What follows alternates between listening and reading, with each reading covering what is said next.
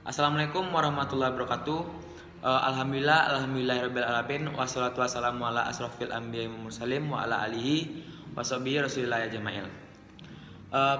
Terutama sekali marilah kita ucapkan puji berserta syukur atas kehadiran Allah SWT, yang mana berkat rahmat dan karunia-Nya kita dapat melaksanakan kuliah online bersama. Salawat berserta salam tak lupa pula kita hadiahkan kepada pucuk pimpinan iman Islam sedunia, yakninya Nabi besar Muhammad Sallallahu Alaihi Wasallam. Yang saya hormati Bapak pembimbing mata kuliah ilmu kalam, dan yang saya hormati teman-teman semua yang seperjuangan dengan saya. Baiklah, saya tidak akan memanjangkan kata-kata mukalimah. Di sini saya akan membacakan hasil dari makalah kami yang berjudul Sejarah Munculnya Ilmu Kalam. Anggota makalah saya terdiri dari Rangga Mahesa, saya Bayu Nufresta Prasetya, dan Sirat. Baiklah, yang pertama yaitu apa itu ilmu kalam. Ilmu kalam adalah ilmu yang membahas mengenai akidah dengan memakai pendekatan logika.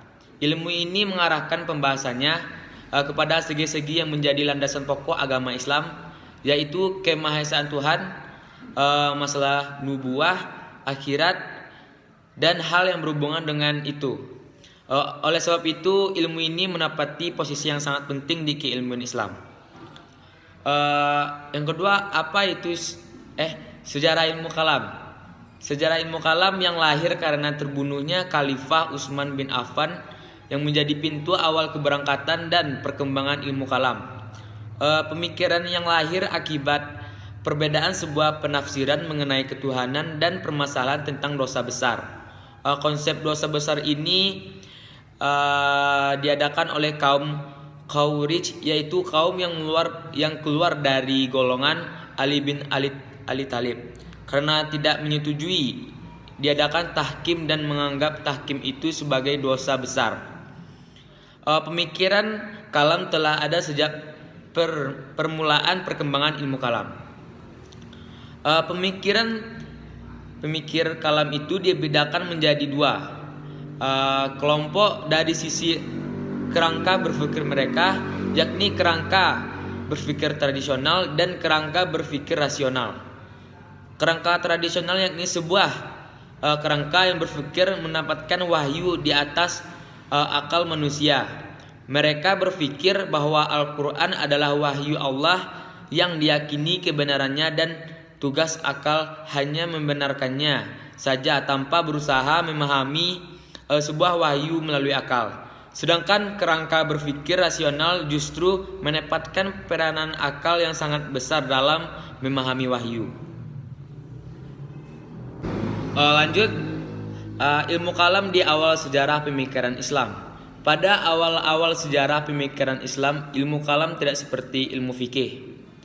Kurang mendapat perhatian, bahkan tidak disetujui di kalangan muslimin. Sikap umat tersebut tidak lepas dari pengaruh pola pembinaan keimanan di masa awal Islam itu sendiri, yaitu masa Rasulullah dan sahabatnya. Pada masa Rasulullah SAW, penamaan pembinaan dan cara penerimaan keimanan cukup melalui hati al-tasdik bin al-qalb. Sementara itu, suatu keimanan sudah dipandang cukup dengan mengimani apa yang harus diimani secara global, tanpa membicarakan lebih jauh dan mempertanyakan secara detail dan mendalam. Para sahabat tidak pernah mempertanyakan lebih jauh masalah-masalah keimanan. Mereka telah puas mengimani melalui pembenaran hati terhadap apa yang disampaikan oleh Rasulullah. Lanjut, sejarah lahir dan definisi ilmu kalam. Ketika dunia Islam berada pada era dinasti Bani Abbas, suasana perkembangan pemikiran umat mulai memperlihatkan kecenderungan baru.